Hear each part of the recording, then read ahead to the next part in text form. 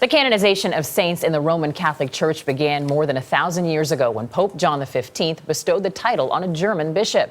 Now, Pope John XXIII and Pope John Paul II will join that list of the Church's most worthy individuals. A massive crowd of pilgrims is expected to witness the ceremonies set for tomorrow in Vatican City. Alan Pizzey is there for us this morning. Alan, good morning. Good morning. The two new saints were proclaimed in what in church terms amounts to record time. The ceremony to formalize their status is going to take about 3 hours. Whether or not it should be happening at all depends very much on your point of view. The unprecedented canonization of two popes, John XXIII and John Paul II, is expected to draw as many as 1 million people.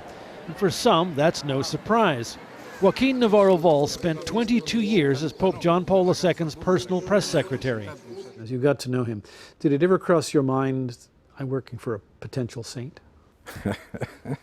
No. My conviction was I am working with a saint, not a potential saint. John XXIII is known as the Good Pope, to the point where his life was considered the equivalent of one of the two miracles necessary for sainthood. He began the most sweeping reforms in modern church history.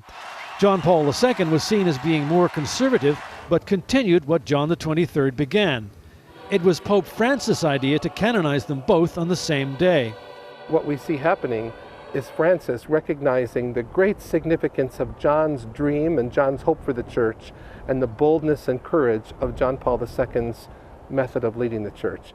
But not everyone agrees on the saintliness of John Paul II, under whose reign the church sex abuse scandal broke.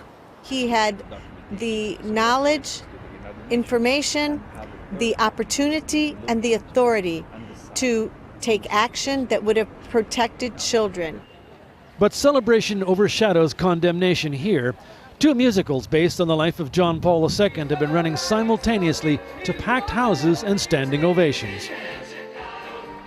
It's not normally the way popes or saints are viewed, but then whether you approve of them or not, in their own way, both John XXIII and John Paul II were men who broke the mold. Anthony? That's for sure. Alan Pizzey in Vatican City. Thanks, Alan.